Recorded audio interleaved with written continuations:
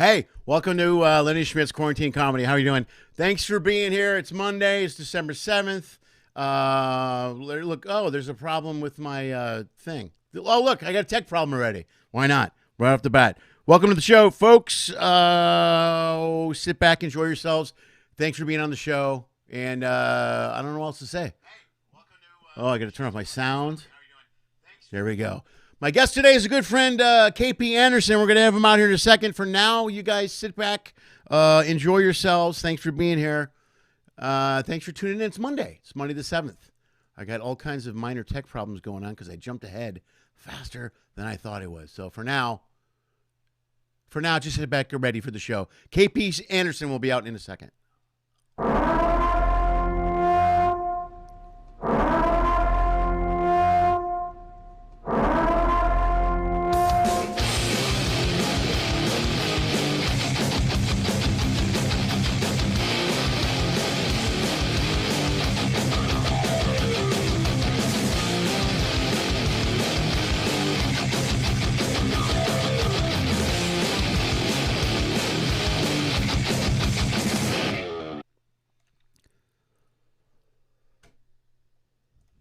Hello, everyone. Hey, what's up, guys? Welcome to the show.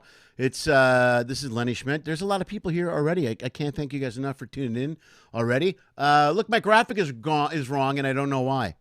That's it's because I don't know exactly why. But thanks for being here. It's early December. K.P. Anderson is my guest today. He'll be out here in a second. 2 days from now, December 9th on Wednesday, I mentioned to some of you guys, I have very special guests. That's my birthday, and my entire family will be on the show. That's who's going to be here. I'm going to have my brothers and my daughters will be on the show Wednesday. So it's just for you guys. You guys are tuning in. And look who's here already. The wardens are here already. I appreciate that.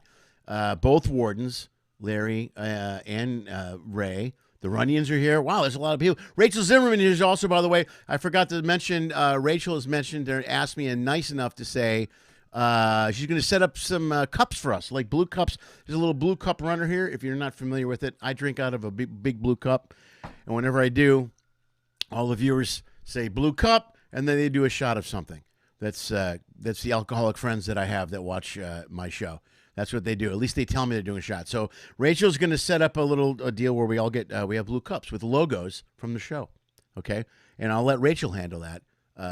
Because I would screw it up horribly. I would screw it up. So Rachel offered to help, so I'm going to let her do it. So there you go. Vince, the Mulligans are here. Thank you guys for both being here. Everyone's Robin Greenberg. Also, I have to say hello to you because if you do, if I don't, you get cranky. Besides that, everybody else is here. Thanks to you guys that joined the writer's session on Saturday. Steven, who's the new Patreon member, joined. And we're getting ready for the big Reconnecting Comedy Show on December 26th. If you haven't watched the show before, it's a live sketch, streaming, improv, interactive comedy show that I produce on the internet, which basically means it's me making a lot of mistakes, screaming "fuck" into my microphone as I try to load footage. So there we go. That's what I got going on. Folks, we're not going to waste a lot of time. I have a stand-up clip for our guest, but I don't know if I should play it. It's the only stand-up clip I could find on the internet. It's a bit about soccer moms. Should I play it or not? I can see you, so not. Look at you. You're like, why not? Folks, let's go. I will play the beginning of this. Let's see if I can do this. Yeah, let's do it. Folks, K.P. Anderson and I go back way many years. I mentioned in the bio, over 20 years before children. We worked together in a company for about a year, and I knew him as a comic beforehand. Stand-up comic. He's been around for years and years and years. He's a good friend of mine. So why don't you guys sit back and enjoy, take a taste of my good friend right now, Mr. K.P. Anderson. I want to be a good father. I'm trying to be a good father. My problem is that I just don't really, I can't communicate with other parents very well. They tend to incite rage in me, like soccer moms. They make my skin crawl. Probably not the right room to be doing this material in, but I'm going to push forward. They're just so proud of themselves and their little spawn, aren't they, the soccer moms? You see them out there on that field every Saturday all whacked out in their caramel macchiatos from Starbucks, hopping up and down in front of their SUVs, cheering on their little Jareds and Trevors and Dylans and Coopers. They're just so proud of. Look at my little Cooper kicking the ball. Kick the ball, Cooper. Kick it. You didn't have to score a goal. You're a winner anyways because you came out of my crotch. Kick the ball, Cooper. Kick it. Teach your kid.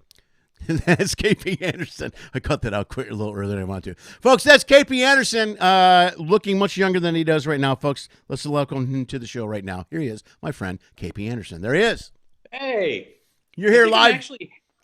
I'm happier with my look now than I was then. There's a lot happening there. There's a lot of, like, clearly I was pretty tired that day. I could just tell by the reaction to the crowd when you did the soccer mom line, and then you did well, maybe this isn't exactly the right room for this bit. Yeah, that was I believe that was, if memory serves, it was either Irvine or the Brea Improv. So either way, I was deep in the heart of suburbia. Dude, that is Soccer Mom Central. Yeah, what are you thinking, dude? Yep. Hey, by the way, but just really quick, Len, wanted you to meet Phyllis. This is Phyllis.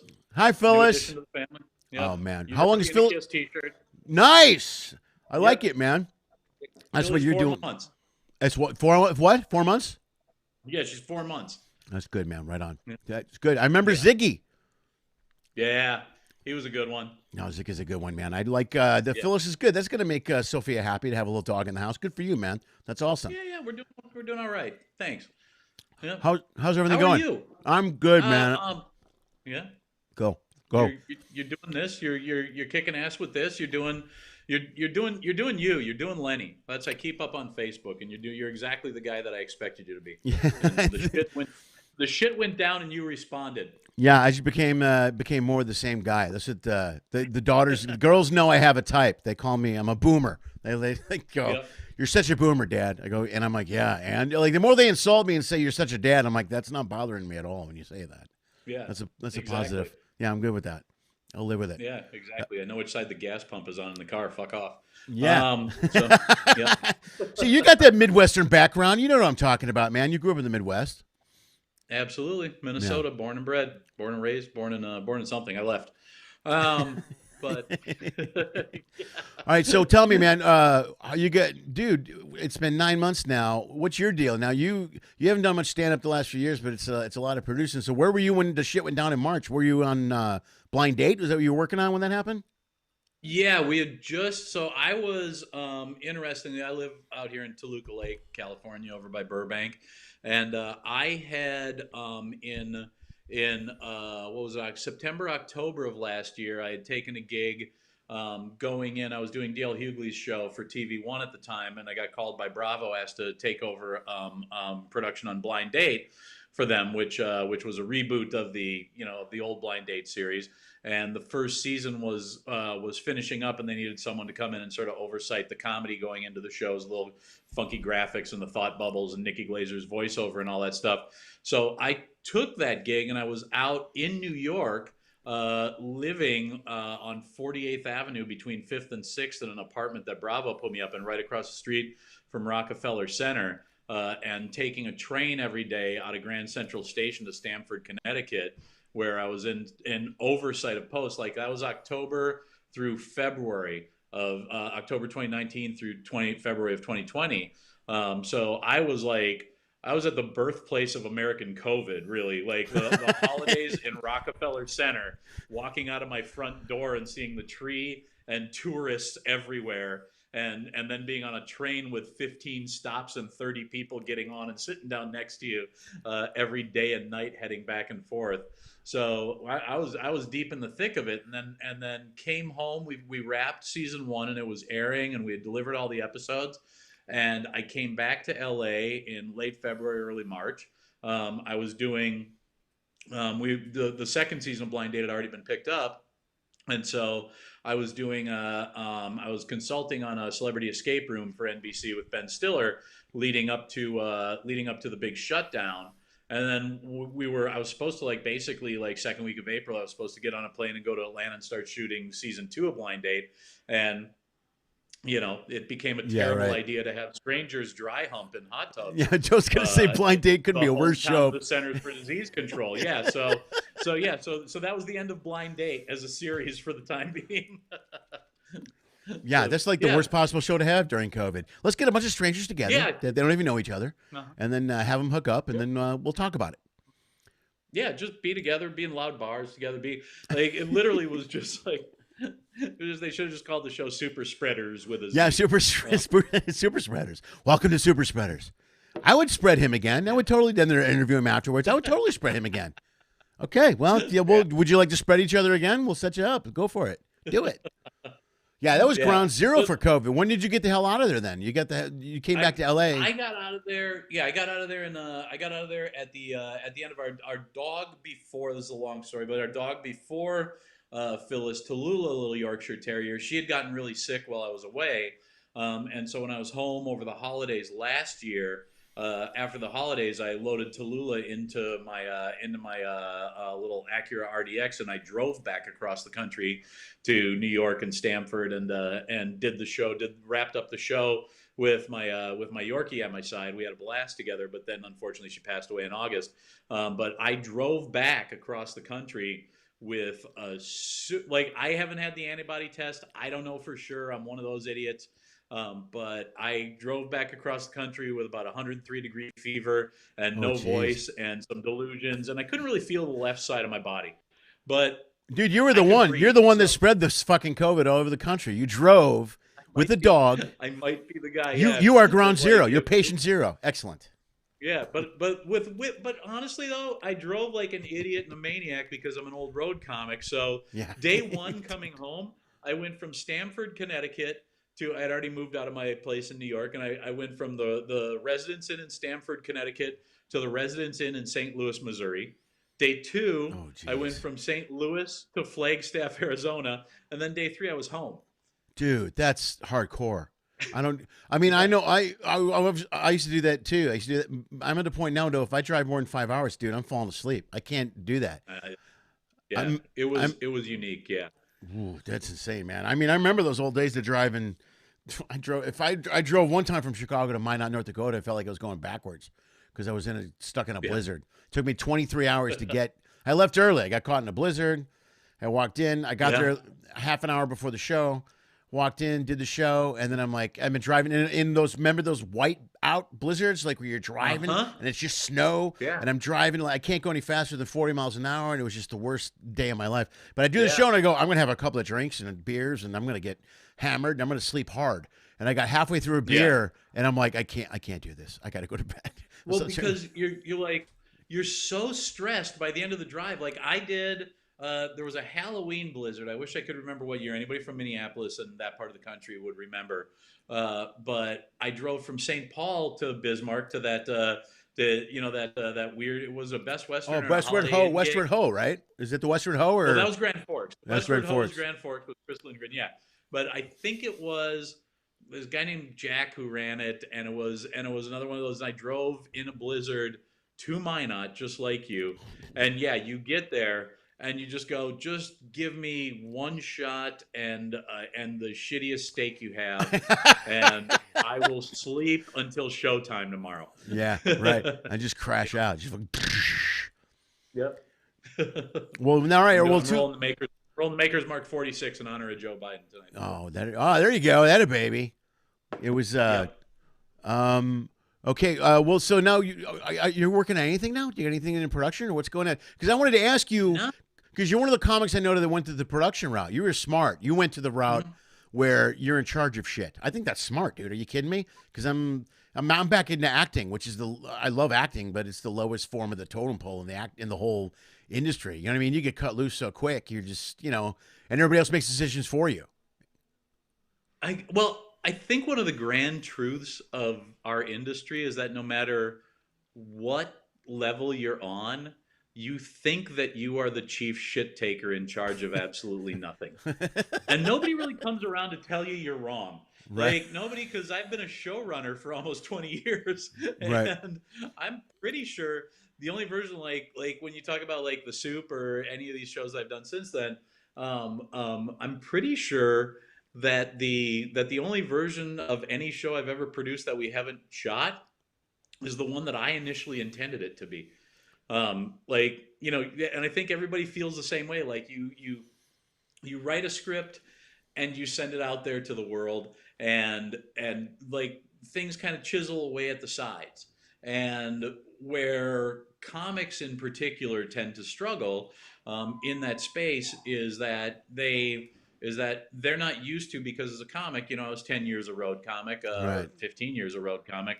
You get to a point where you're just so used to being writer, director, performer, Right. all things, and you become an island, and you become a really efficient island, and you make decisions on the fly that you stopped thinking about a long time ago. And then next thing you know, you have a TV show, and in at whatever capacity, you're a staff writer, you're a production assistant, you're a star, you're a showrunner, you're anywhere in between all those spaces, and you're not used to having to collaborate. Like, the most you've collaborated to this point in your life is talking to the other comics and running a bit by them, and they suggest some punchlines, and you go, "Yeah, those are great," and then you never And fucking you do don't them use them. anyways. Yeah. You're like, nah. Or yeah, or even worse, morning radio. You say something really funny, and the caffeined up jockey in the morning like tries to tag it, and it's god awful, and now Right. you're just pissed, and you don't want to do the bit again.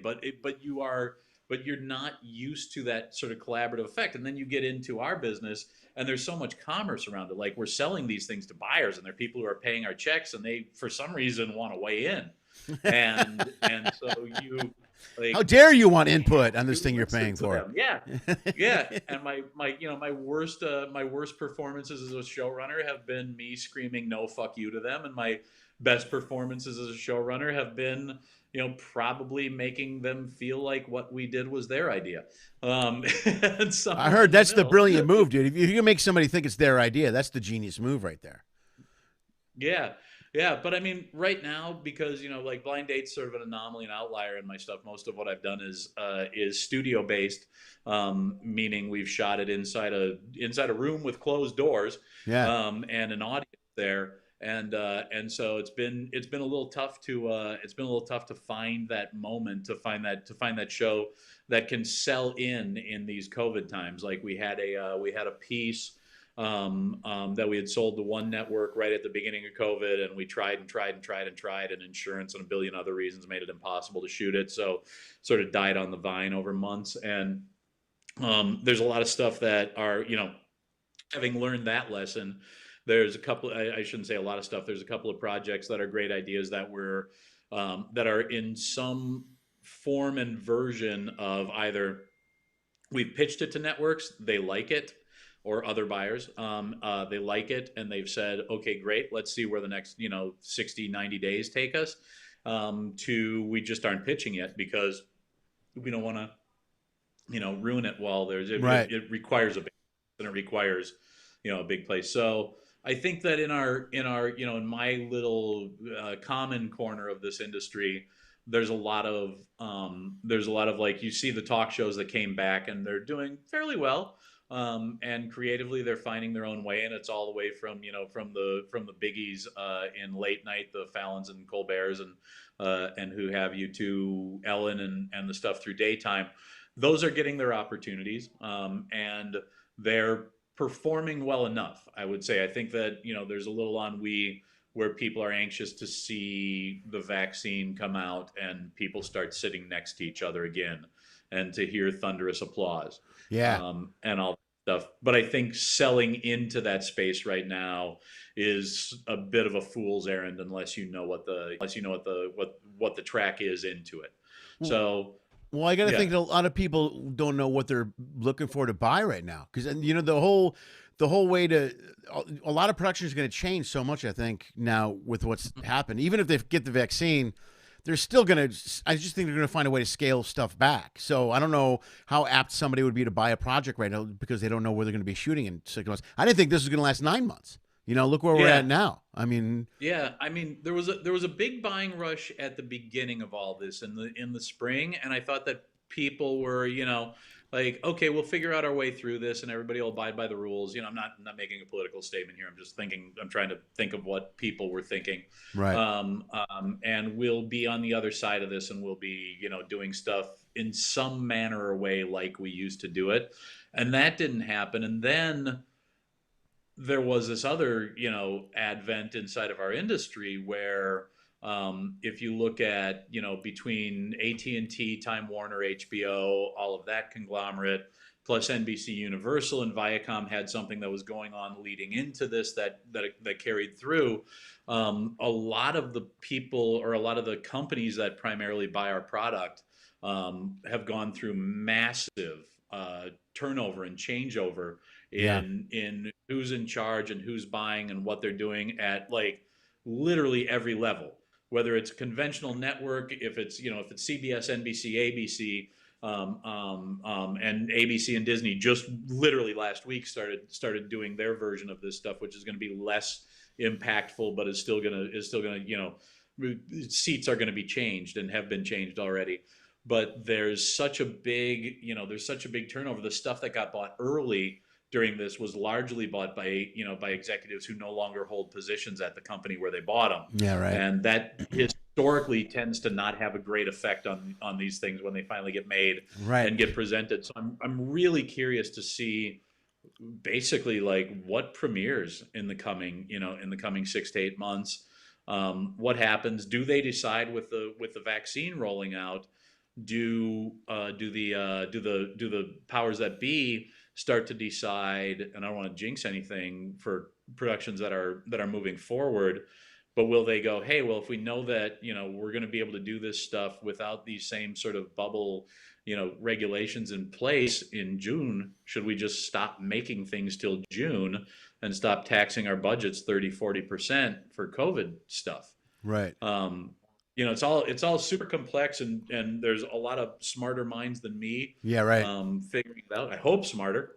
It's probably, they're the same people. There's two guys like me and you right now sitting at a table making that decision. Exactly. Same two guys are going, well, I don't know. What do you think? Well, let's wait till June. Let's have another drink and talk about it. Yeah. And by the way, another interesting fact for anybody who cares, and please tell me everybody hasn't just logged off because I've been. No, man, they love this. Are you kidding me? No, they watch everything. I got people already. Trust me, they want to hear everything you have to say. Go ahead. I'm sorry. Okay. All right. No, but I think that another piece inside of all this is it all coincides also with the fact that we're going through a lot of social change that's evident across the United States, but it's compounded exponentially inside of our industry, where a lot of the people who are being asked to make these decisions and represent a broader swath of America in what's going to be presented are also not the same people than the ones who were in those spaces 6-7 months ago. There's like, calling it what it is, there's a lot of diversity now where there wasn't, and that's a great thing in so many ways. Yeah. But I do think it adds another sort of unidentifiable quantity. Like once we start doing that, I think it's great creatively, because if you look at the stuff that's resonated in the past 2-3 years, and I'll use Schitt's Creek as a perfect example. Mm-hmm. Nobody from our generation who's a straight white male comic would have thought of Schitt's Creek. Right. We could have tried forever, and we wouldn't have. And what that show has been able to do for people's outward look at society, for people's outward, hopefulness about what can exist in a small town, right? For all of those things, what Dan Levy did was he captured such an important piece of lightning in a bottle, and that's still a white male. Yeah. Like, now imagine what's going to happen. Yeah. As you start to open it up, like we've sort of reached a point where it's time for new stories to be told, and I'm really intrigued and excited. Well, it's an exciting time. It's a total exciting time creatively. You know what I mean? Everything. So many different, so many layers to that show, Schitt's Creek. It wasn't just a short show that was a funny show about a small town. There were so many complexities and layers and characters in that show that were fantastic. So I think creatively, this is a really exciting time, because you're right, everything's changing now. Besides COVID and everything that has changed, the administration is changing, the political spectrum is changing. Everything has changed in this country over the last few. I mean, it's a total reinvention time. I think, to me, that's always exciting. Yeah, and I do think that there's some of the best moments in my life creatively, and by the way, how I wound up succeeding at one point way back when, when you look at like Politically Incorrect, which was one of my first writing jobs, that in the Keenan Ivory Wayans show, my big moment in the sun came when a couple of people who were high up on that show, including Bill, went, "Hey, who haven't we been listening to?" Yeah. Like who haven't we, like we've these guys are great and they do a great job, but who, like, we're not really paying attention to the new guy over in the corner. What's he been writing? Right, right. And the second they did, all of a sudden my life changed. Yeah, And that's good. so I think that when you put that on a societal level and you go, who haven't we been listening to? If we're open to it and everybody's open to working towards it for like a collected common, stretch forward, be it as a society or be it as an industry, we could wind up in an era that's fucking long overdue. Right. Yeah, no, it absolutely is long overdue. I think that's cool. That's a great way to put it too, because you're right. You look at the new guy in the corner as someone. It's opening another door in another voice. Like you said, there's new stories to be told. Yeah. Yeah, that's what that's great and exciting thing. When you Yeah. I just hope they still hire old white guys to help them learn how to, where the cameras are and stuff. I just yeah, Like I want to yeah. have Like, please just, I stole some closet keys on yeah. my way out, and like, you're gonna need me for at least a week. Yeah. There's some stuff an old white guy can do. Just let me stick around and do some of it. You know what I mean? I can help Yep. out. You know what I mean? Exactly. Plug in the camera, point a finger, do some stuff. Yeah. Well, also one of the things too is like I've been looking at this COVID situation with this show the last few months, and how many different how much this I've been equating it to kind of similar to when TV showed up and knocked radio kind of down a peg or knocked it out. That there's different ways to tell stories now. A lot of people are finding new ways to interpret and do things on the internet and streaming and different shows, and one of those things, like we talked about Henry Phillips a little bit before the show. Oh, And he's a great yeah. example of a guy that I didn't know how much stuff he had till I started looking, because I look into everybody's stuff before I get him on the show. And then, dude, I spent 3 Yeah. days watching Henry's stuff. I mean, he's got the coffee thing, and then he's got the kitchen show, and then he's got the 2 movies, but he shoots that movie thing. He shot all by himself. I had no idea that's his thing. He's an incredible talent to Yeah. watch him do that. Yeah. Henry's like all of our, especially those of us who exist in this on a like, how do we make commerce out of this level?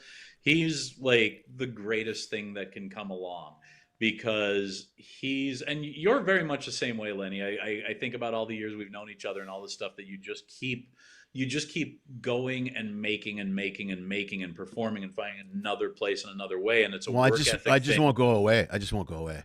Well, I yeah, got nowhere to I go. mean, it's yeah. I wrote a one man show years ago that I never performed, but feels more relevant now than ever for me. Is that it was literally called "How Much Will You Give Me to Just Go Away?" like,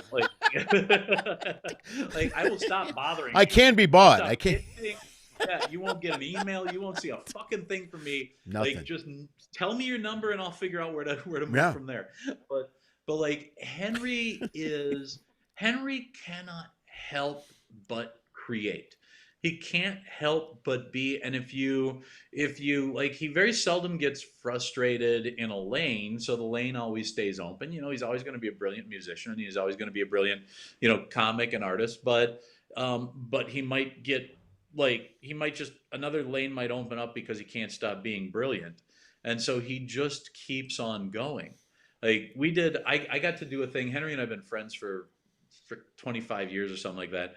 And a bunch of years ago, I got brought on by some friends, Joel Friedman and Jeff Fisher, to work on a VH1 pilot called "Faking the Band," which I wish to God would have gone forward, because it was so good and it was so much fun. And I happen to know it was almost 18 years ago, because my wife was super pregnant while we were doing it. It's funny, things like that'll yeah. bring you back. Oh, I remember exactly when that was now. Exactly. Yeah. She came to see a shoot, and we were in this small closet hiding. It was a hidden camera thing, and we were in a small closet in a sound studio hiding. And all of a sudden, Leslie came in, and there was just all of this baby, and there was no room for anybody else. And I was like, "Hey, will you get my pride and joy the fuck out of here so we can work, please?" I'm sure that went over well with Leslie. Yeah, you've met her. But so the conceit of this show, and it was funny because Jeff and Joel created the idea, and then they brought me on to kind of like fine tune the comedy. But then I cast Henry, and once I cast Henry, Henry just became basically the primary writer of all the finer beats, because the idea was that we had a band who were the backstory behind the band was that they were a super popular, very successful children's band called Teddy and the Tot Rockers. and they played like Six Flags type amusement parks, and they made bank, and they sold CDs after their shows, and so they had like all of the wealth, and it's kind of like internet influencers now. They had all of the, they had all the wealth and success and all the things that come with having been recognized by a subset, Right. And a unique subset with a lot of disposable income. But they had no like fame in the place where they really wanted to be, Right. and Right. because they wanted to be rockers. So they were always trying to like break free of their children's record touring contract and become this like grungy new rock and roll band called and the name of the band, which was Henry's idea, was called What Happened Shelley Long.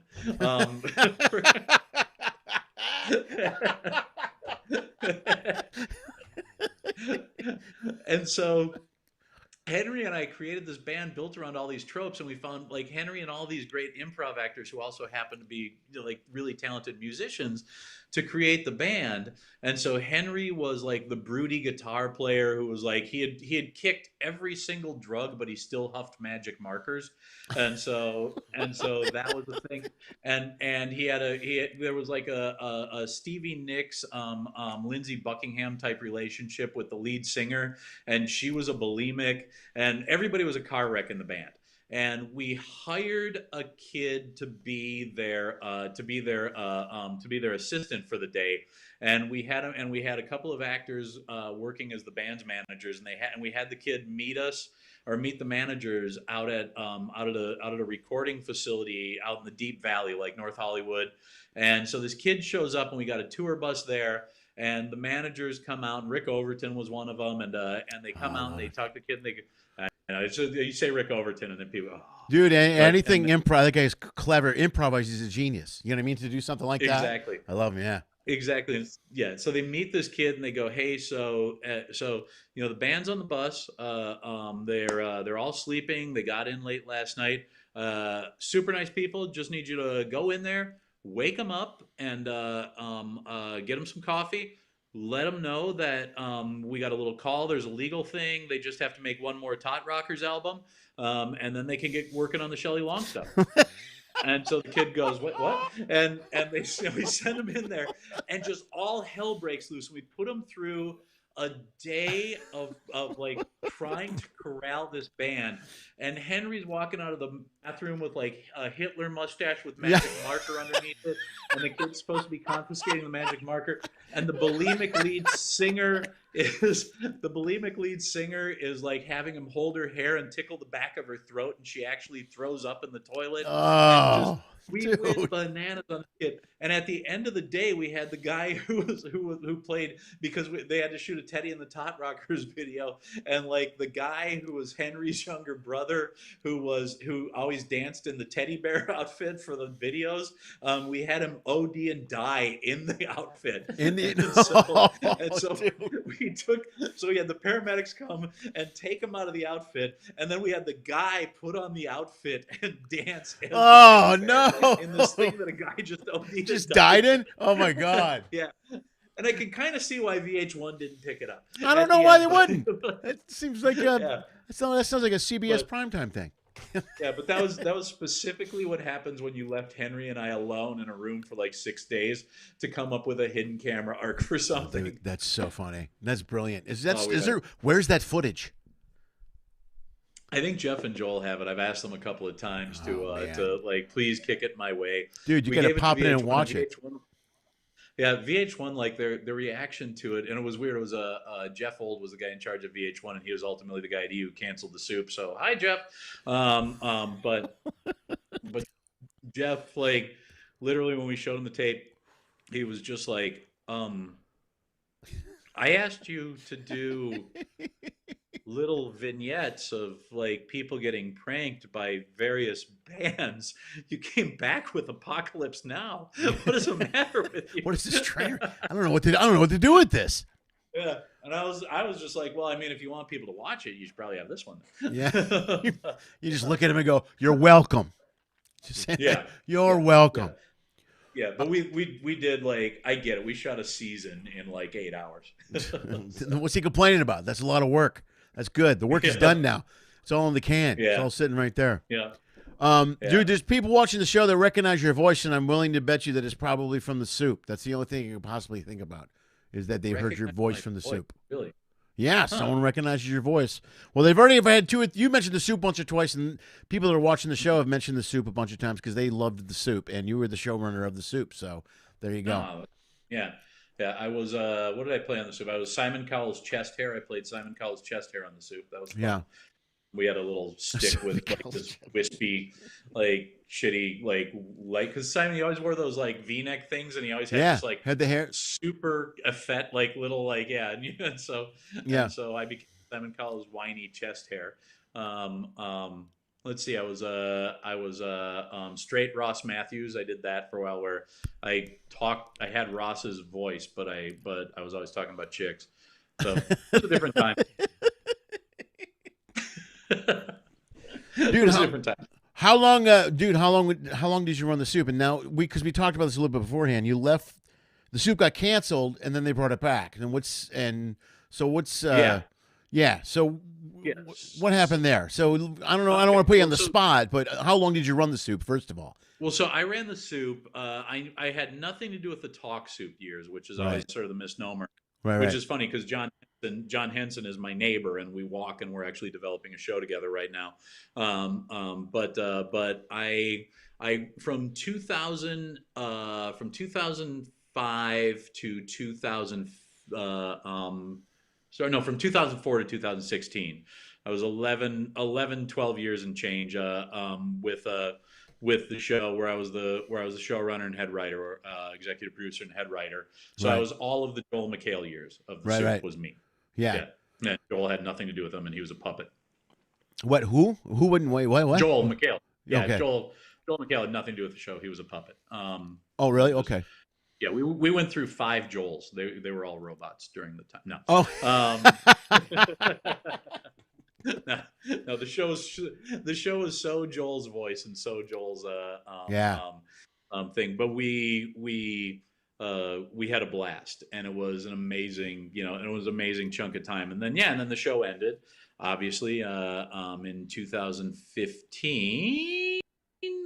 The end of 2015 was when we were done. And then my company, Pygmywolf Productions, went over to Lionsgate. And we did do the Joel McHale show with Joel McHale on Netflix, which was essentially a reboot of the soup.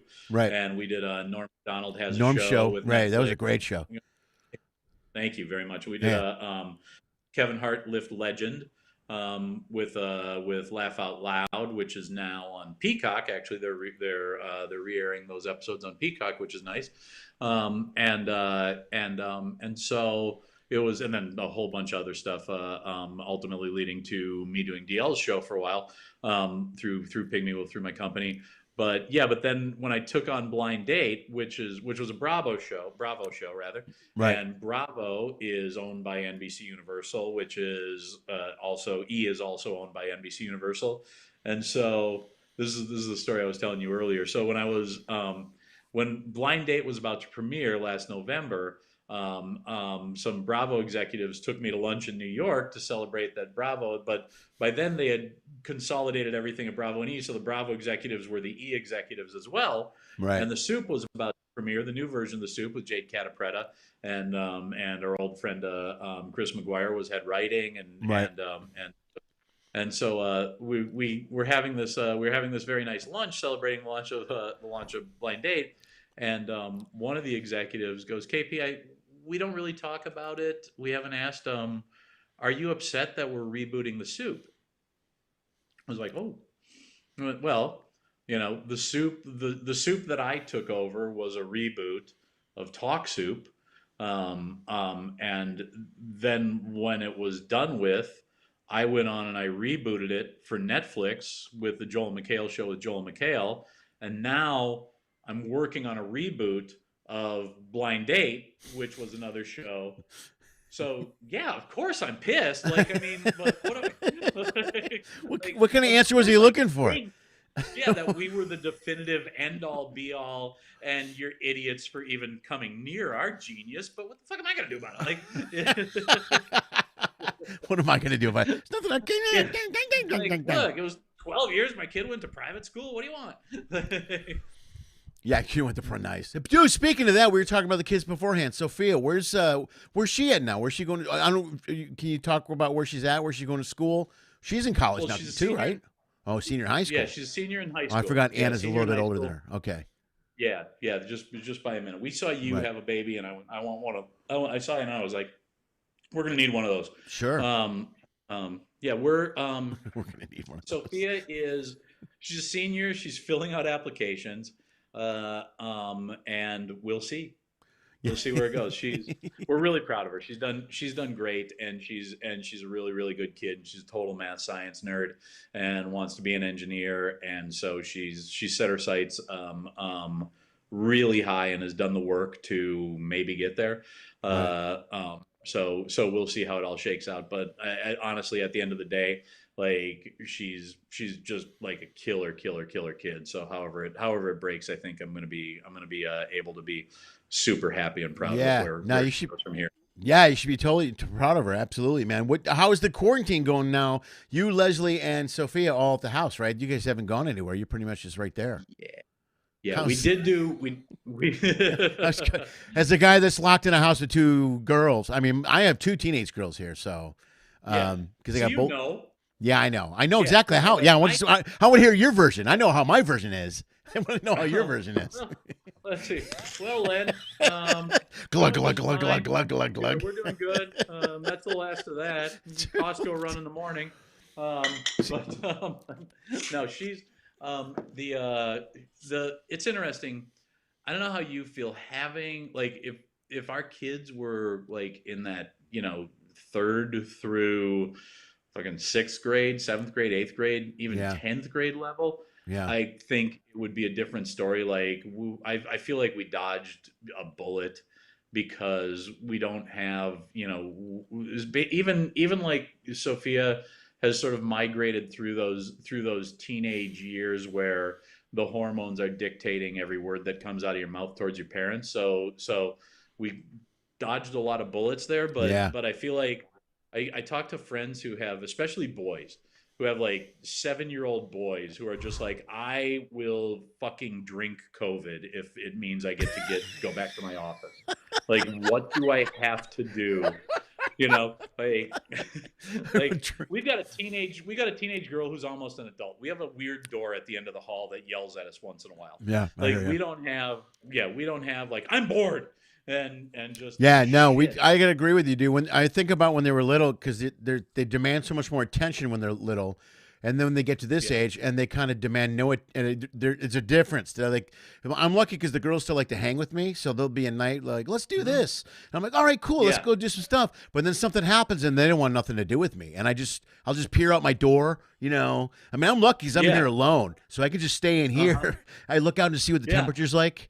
And then I either hide in here or run out the front door before they can catch me. Well, yeah, exactly. And you kind of go like, I think, because you've had them with you long enough now too, where it's just like, oh yeah, like you become a bit of an old sailor. You go, oh, I know this wind. Yeah, I'm way smarter than trying to sail in this wind. Yeah, like I'll be down below with a good book and a bottle. Yeah, and tomorrow, if the bay is clear, we can get back on course. Yeah, just chalk up today as a loss. Today's a loss. We'll just let it go. Yep. Exactly. Yeah, and I think that's like interestingly to me, that's sort of like all of COVID for me. We took this RV trip in July to Minneapolis. My mom was turning 80, and I was hell-bent on making sure I was there for her 80th birthday. Oh, did you all go? All you guys went? The whole family? Yeah. Wow. All right. Yep. Three Andersons and a doomed Yorkshire Terrier in a 24-foot Winnebago, across country. And by the way, it was awesome. They're pissed at me still because I actually drove like a road comic. Like I went, okay, day one, we're getting to Salt Lake City. We'll get to KOA. We'll sleep. We'll wake up. We'll drive. They couldn't stop and look at a park. You were like, no, we got to Yeah. get miles behind us. Let's get road behind us. 12 hours. We got to get going. Let's. Exactly. And we went, so we made it to Minneapolis in 3 days again. We went, we went LA to Salt Lake City to Mount Rushmore. We did like the Griswold look at Mount Rushmore the next morning. Then we drove to Minneapolis. We were there in time for my mom's birthday. Isn't that pretty? Let's go. Okay, they're not moving. Okay, back in. Let's go. Let's go. It's a long ride. Yeah. But also, by the way, it was like right after 4th of July. So Mount Rushmore was probably the most nervous I was about my families because a glorious leader had absolutely turned Mount Rushmore into shit kicker central. It was just it was like, crazy there. That was that crazy point, right? Yeah, where they did the live thing. Yeah, right. Okay. Yeah, and we were at this amazing KOA campground, but we would go for a walk with our masks on, and it was like, oh shit, we're gonna get beaten to death for this. Yeah, right. Yeah. Okay, we're leaving. Yeah. So, but then we went up to glorious Leech Lake in Walker, Minnesota. You can see the map right there. Yeah. Where my family had a cabin all the time when I was growing up. We don't have that cabin anymore, but we rented a place for a couple weeks, and we had the greatest time. Like, it was also like the drive out and the drive back were sort of that we made it through that as a family, Right. and we had a blast doing it. I think it really, Leslie, my wife, just keeps saying that because Sophia's, just like Annie, your daughter, is presumably, moving on to the next phase next year. It's, if there's a silver lining to any of this, is that we got this time with this kid who is, now so much more, the adult we're going to know for the rest of our lives, and getting to like her, and we always liked her and we always loved her, but getting to really just go, holy shit, you're fun to talk to, and you're smarter than us, and you think of things ways that we never would have thought of them, and we're learning from you in that capacity without being like super touchy-feely people who are saying that about a 3-year-old is really kind of awesome. I think I really loved the fact, I'm with you. The last 8-9 months, I've been home, but I've spent more time with my daughters in the last 8 or 9 months than they have in the last 8 years easily. I mean, we're together every day, every single day we're together. And I've gotten into the point of really enjoying watching who they become as young adults. It's really kind of cool to see them. I mean, it's just two sides of it. One is they're growing up, they're having opinions, they have things to say, and that's kind of neat. And then the negative sometimes is, they're growing up and they have opinions, they have things to say. And sometimes you're just like, all right, I don't want to hear it. I don't want to hear it. But it's great to watch both sides of it. They're becoming people as opposed to the kid that you just fed every 4 hours. You know what I mean? Yeah, absolutely. And, it's interesting. Like, I haven't gotten to see Lily and Anna in way too many years, and hopefully on the other side of this we'll get to. But, Sophia, for basically since she's been about like 7 years on, has been astounding at exposing me for the liar that I didn't know that I was. Like, how in your old man mind you see what happened that day at the store one way, and then you start to tell someone the story, and if you have your child around you, all of a sudden you learn that there's another side to this story. Yeah. Like what I find interesting is that Sophia now has like,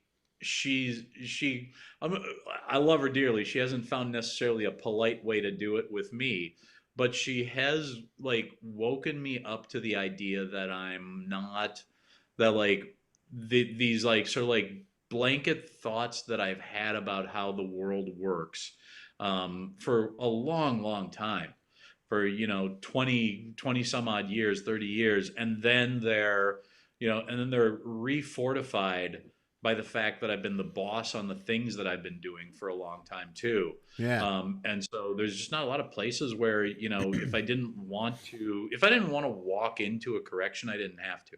Right. And we just get canceled eventually, and then I'd find out I was wrong. Right. Right. And so I'm finding it really interesting to kind of like, and a lot of it, of course, has been around like the political landscape, and she's fairly aligned with me on stuff, but she does she's so much quicker to find, to get to research, to find something that'll help me or help all of us understand a thing a little bit better. And sometimes it blows up an opinion that I've been walking around with for a long time. So Right. I think it's cool, and I think it's an exciting. At the same time, it makes me feel fucking old, and I just want to go, walk my dog and listen to my '80s tunes on my headphones. But it's there's just a shit ton of cool in all this right now. Yeah. That I don't think, that if it weren't for a thoroughly devastating body count and economic disaster for people, Yeah. I'd be Yeah, like, yeah.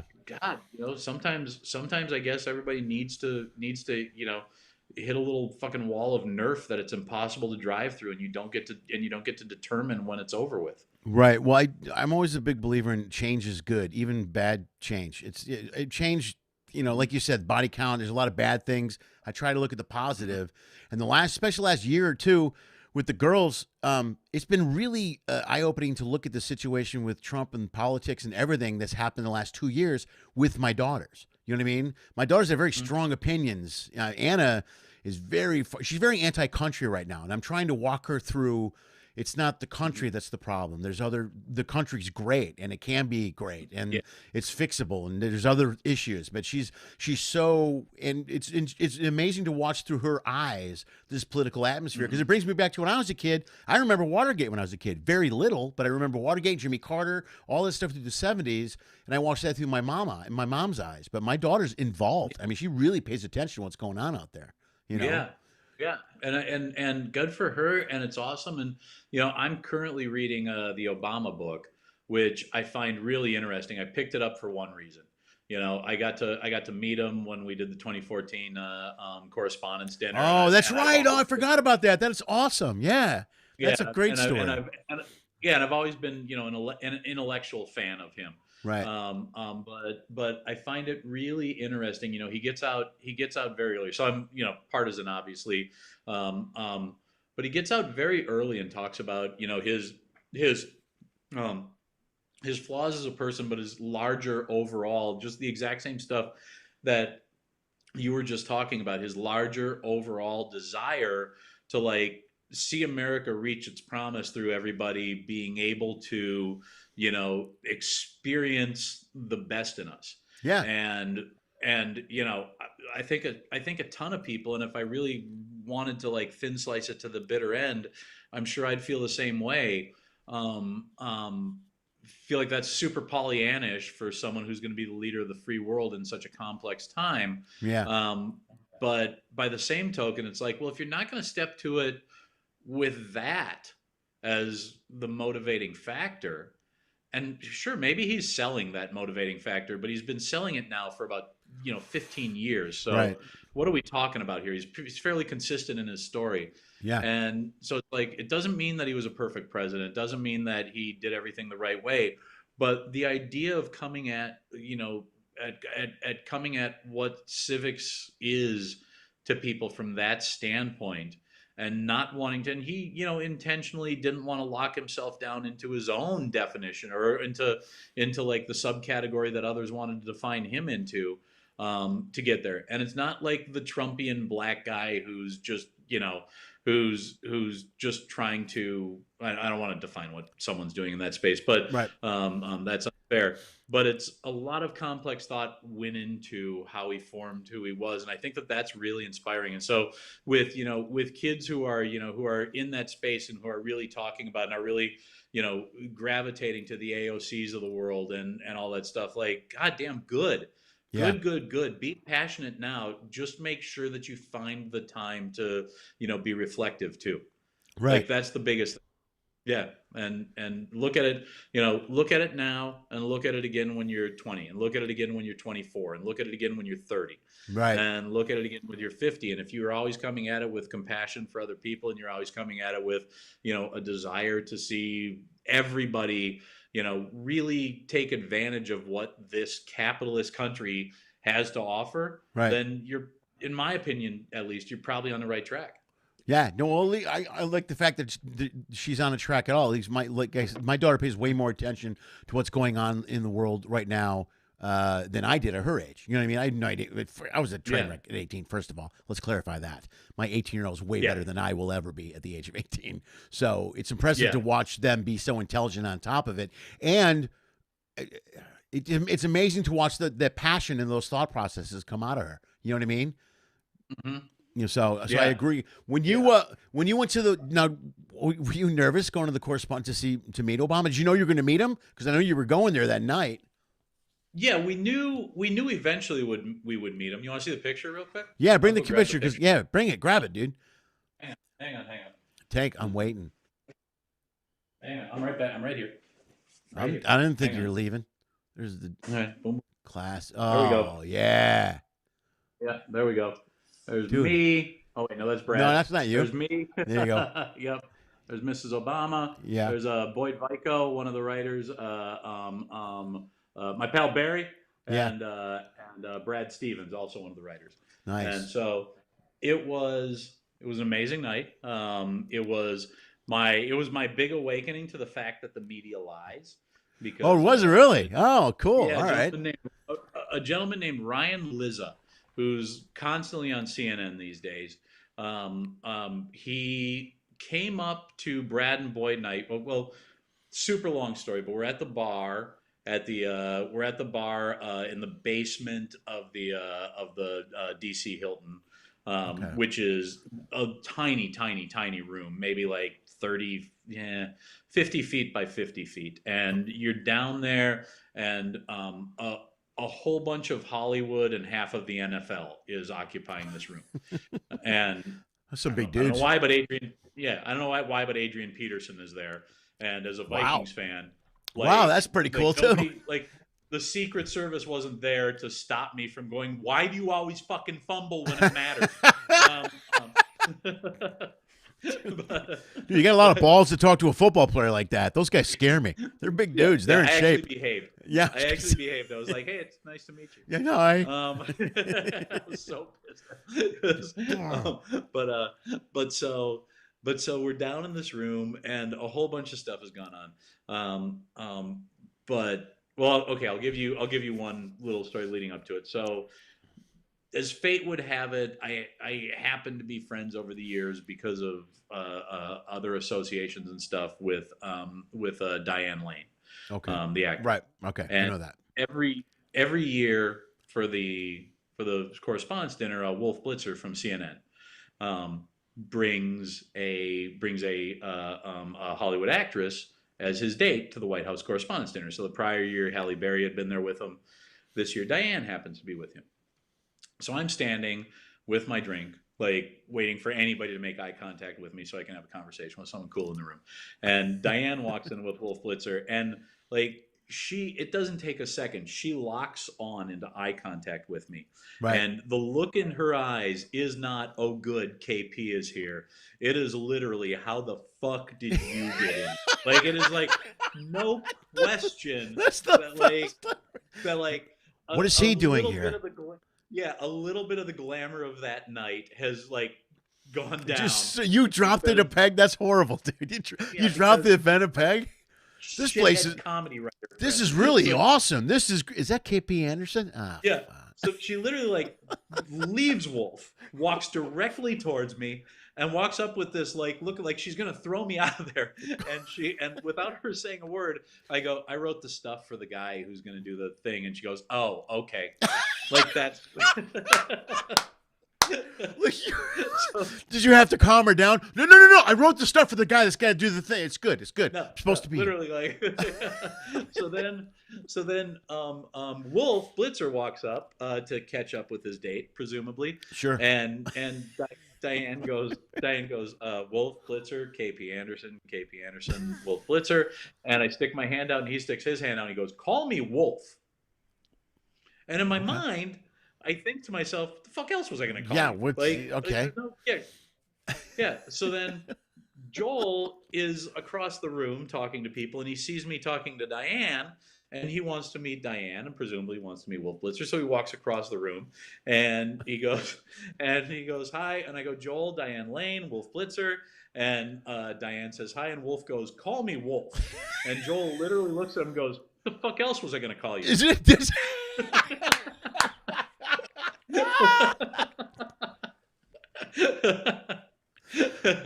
You were definitely hanging with the right guy. Same train of Yeah. thought, just he's the one that said it. That's fantastic. That's Yeah. the best. It was amazing. So Joel and his family go first in the, like there's this long reception line, and as you would expect, the writers are near the end of the line. Sure, right. So we're standing on line, and we've got a drink in our hands, Boyd and Brad and I, and this Ryan Lizacat comes up and starts talking to us, and he goes, "Hey, someone told us that you're the writers for Joel's stuff." And we go, "Yeah, how you doing?" Blah blah blah. And we talk and we talk and we talk, and he goes, "So you having a drink, huh?" And I go, "Yeah, we have drinks sometimes."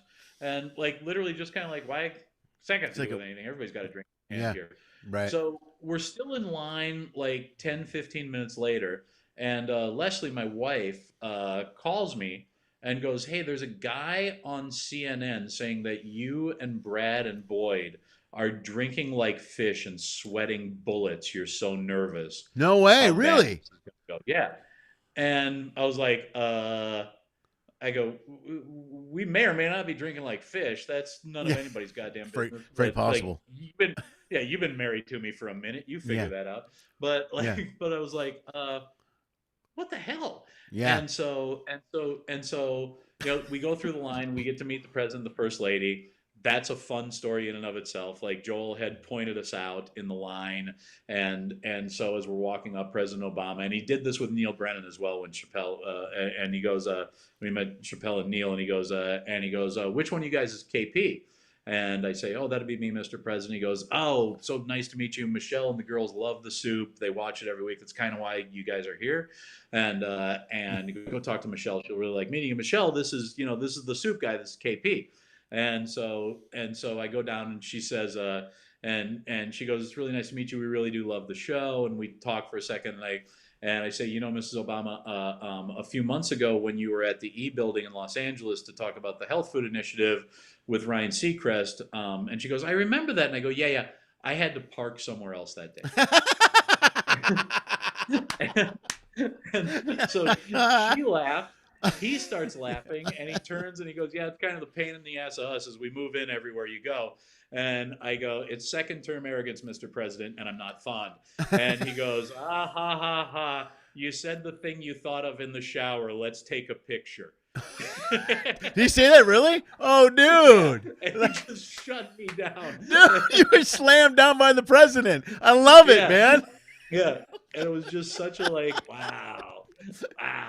But so then later that night we're at a post party we're at a post party from the event at the it was a Vanity Fair thing at the Italian ambassador's house, because that's how I roll. Yeah, dude, look at you. Yeah. You have more credit. You have When I'm in trust DC. me.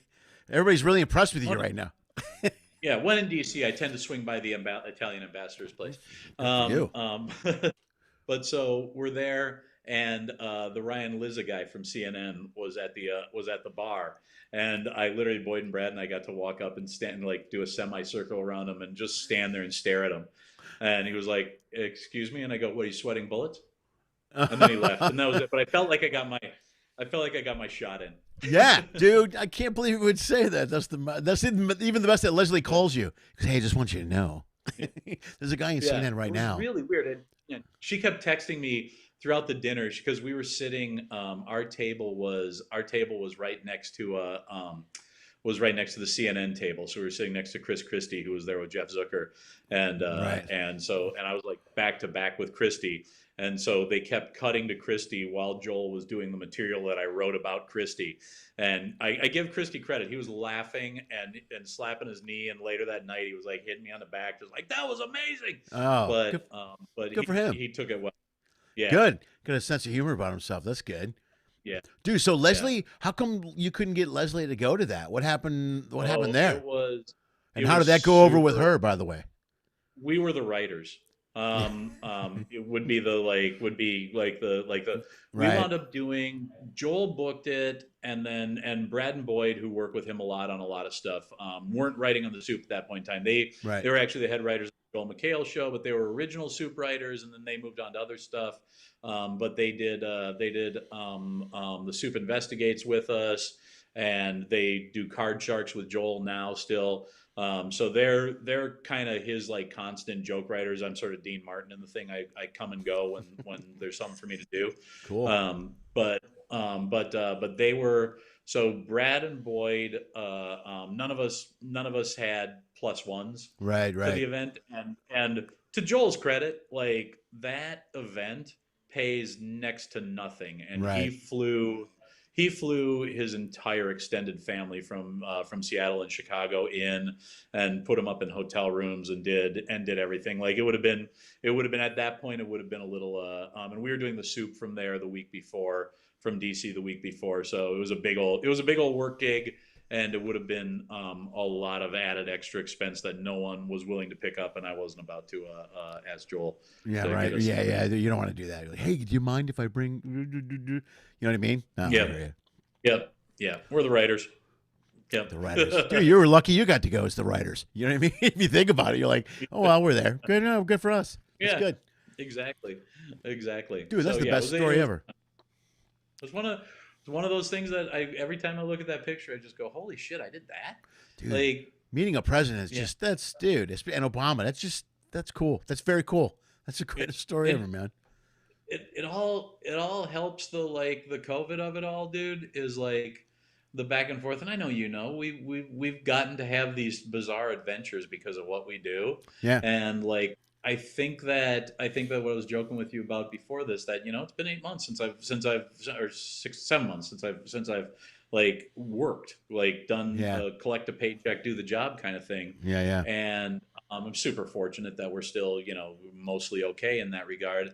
But also I think that had we not been on the road that we were on our way to where we're at now, it'd be a lot harder to understand. It'd be a lot harder to filter.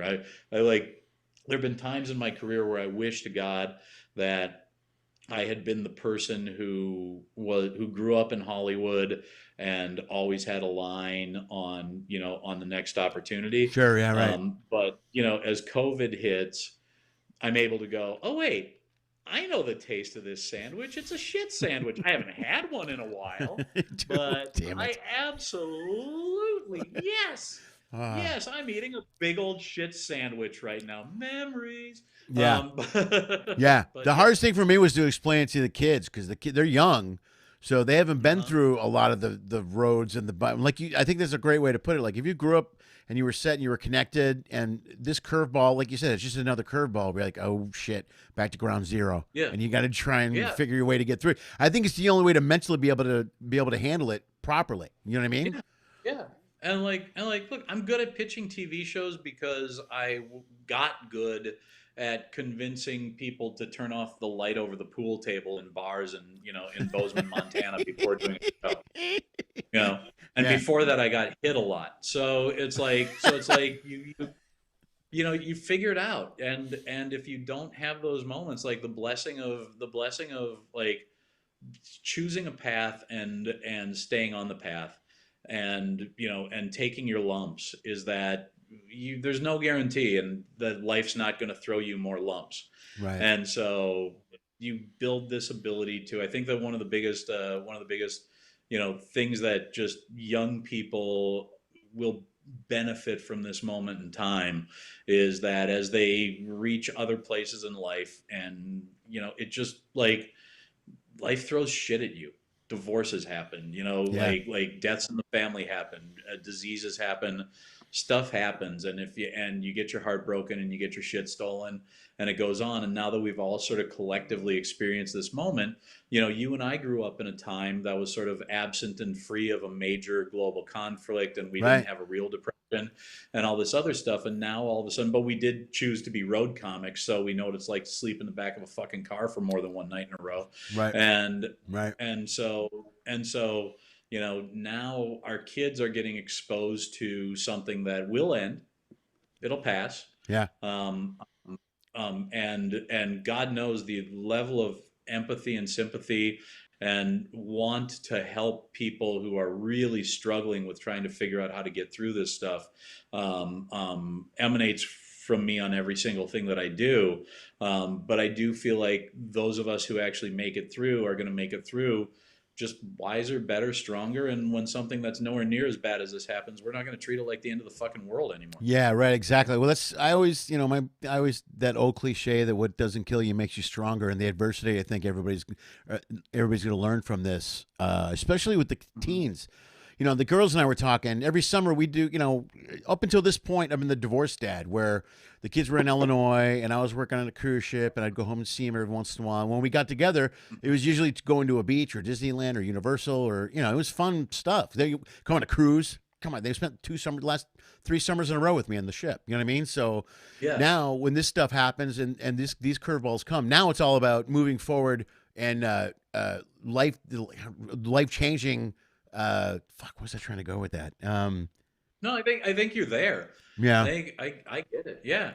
They're like you said. In our age, when we grew up, we never had to deal with war or anything major like this. In our lifetimes, this is a huge thing. So for a teenager who normally spends every summer on the beach to spend a whole summer locked in their house, moving forward in life, this is going to be just a huge lesson and something to look back at. Can you imagine 8-10 years from now when they're adults, and they're going, "Oh, I remember 2020." Yeah.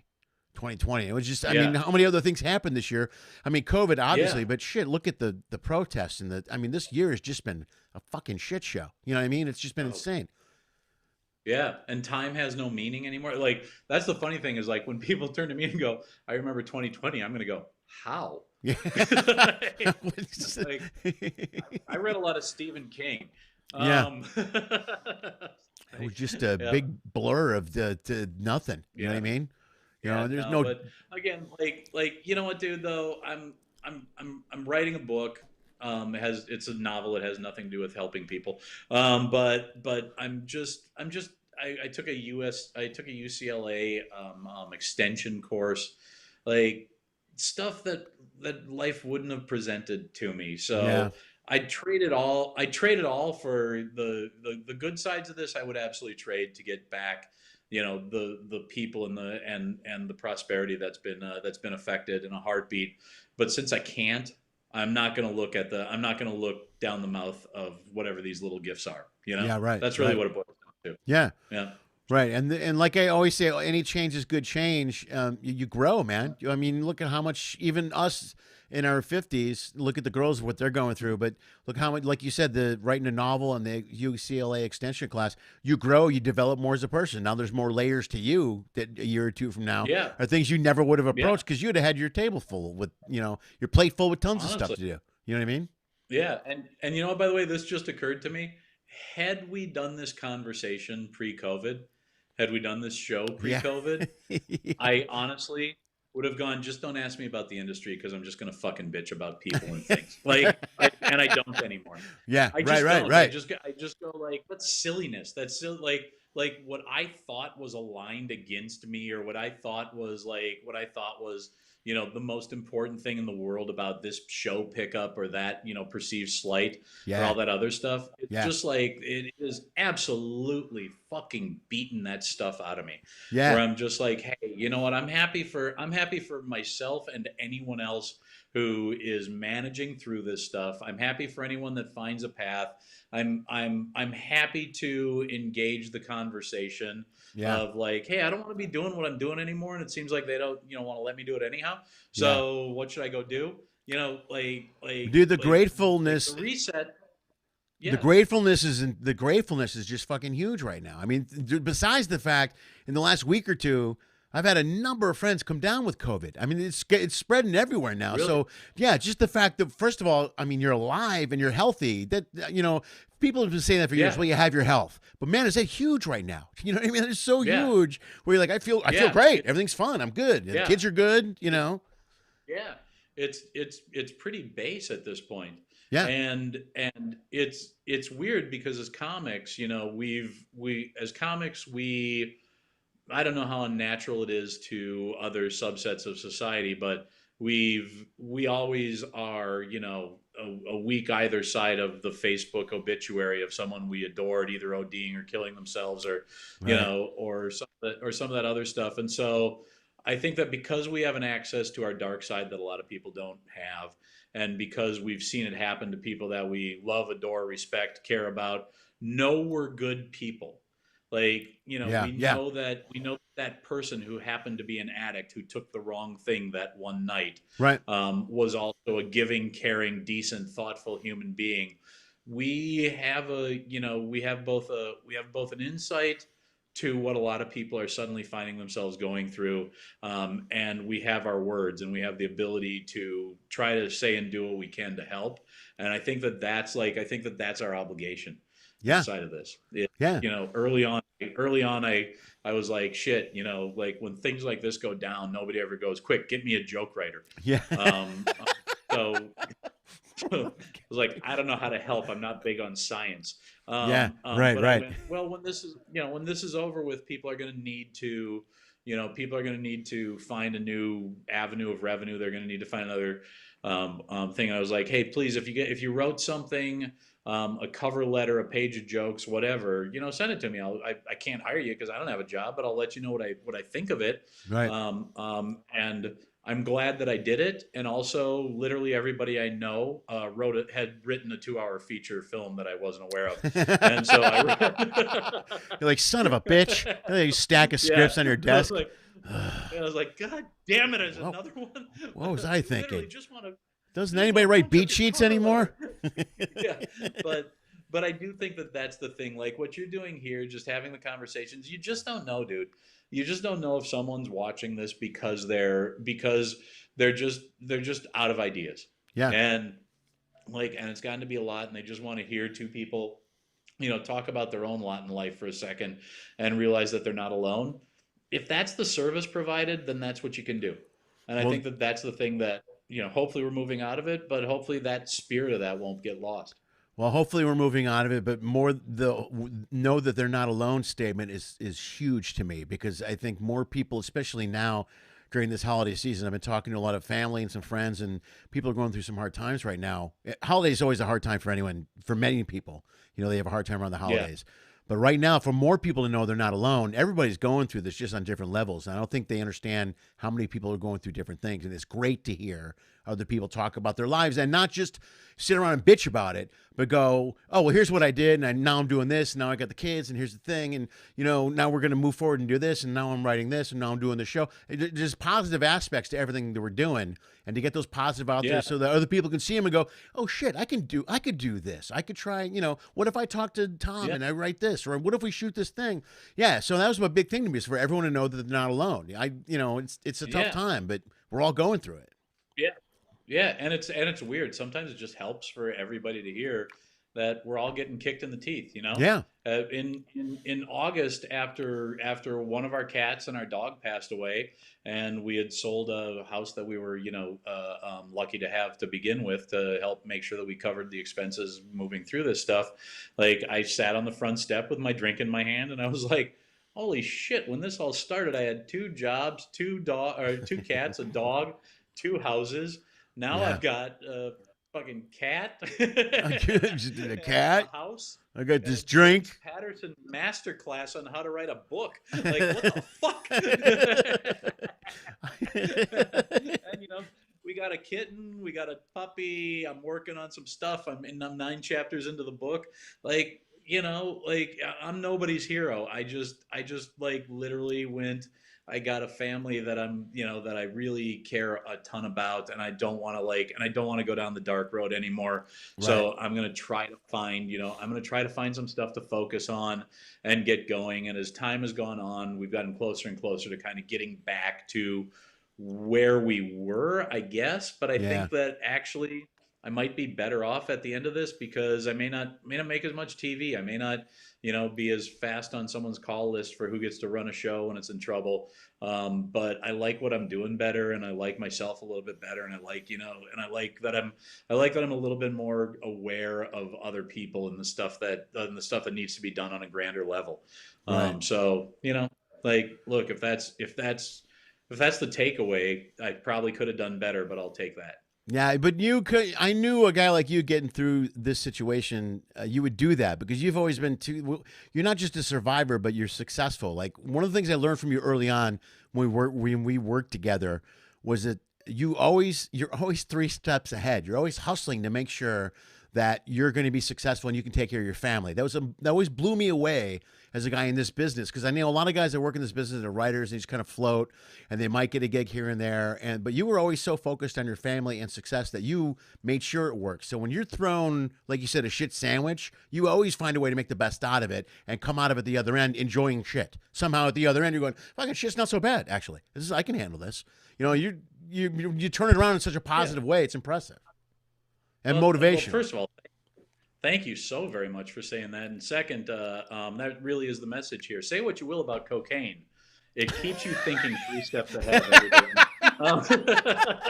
And there you go, folks. That was what we wanted to say. Just a fuck ton of blow, Lenny. No, it's the right combination of megalomania and panic can get you anywhere in this world if you really focus on it.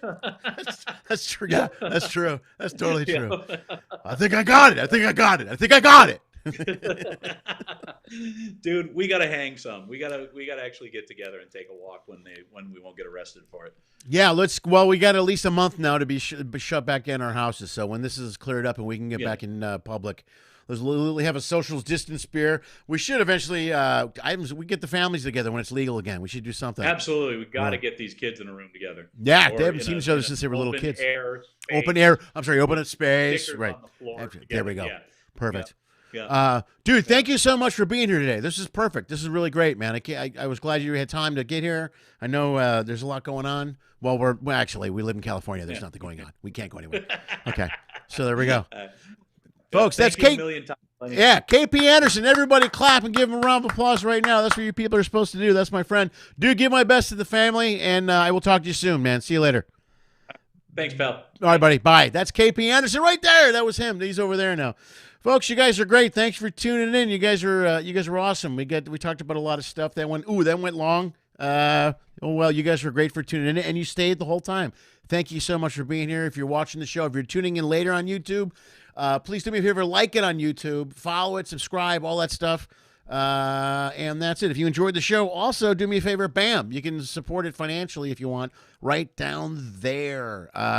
Go to any one of those options right there. There's a $1 option on all of those. You can go to my website, Venmo, Cash App, join the Patreon page. Folks, that's it. That's all I have. We're done till Wednesday. I'll be back Wednesday. And Wednesday is my birthday, so things are going to be, it'll be family. It'll be very laid back. It'll be the girls making fun of me. My brother's calling me stupid. That's pretty much what we're going to do Wednesday for my birthday. So thank you so much, guys. Thanks for tuning in. Thanks for staying here the whole time. And do me a favor, as always, dream of Pinky. Lenny Schmidt Quarantine Comedy was created, produced, and is hosted by Lenny Schmidt. We live stream on YouTube at 6 p.m. Pacific every Monday, Wednesday, and Friday. Special episodes occasionally stream or are uploaded on Tuesday and Thursday. Every episode is also launched as a podcast and can be heard on iTunes, Spotify, and iHeartRadio. If you enjoyed the show, please like the video. If you really like it, share the video. If you really, really like it, please subscribe to the Lenny Schmidt Comedy channel on YouTube. You'll get updates on this and numerous other online comedy content that my dad produces. Check the info section below for detailed information on all of our guests. If you are a fan, you can follow and support them as well. Go to their page, like their content, buy their albums, purchase their shirt, any merch they may be selling. Anything you do will support performers will literally help save the arts. In fact, if you want to support this show financially, just go to lennyschmidt.com/ifyoucan or Venmo at Lenny Schmidt Comedy. If you donate as little as $1 or as much as $10,000, it will help pay for the stuff my dad keeps breaking. If you can't pay for the comedy content, that's okay. COVID sucks for all of us. Enjoy the free show. If you want to find a way to support what we do, just subscribe to Lenny Schmidt Comedy channel on YouTube. That really helps a lot. Thank you for listening to my dad's show, and as always, dream of Pinky.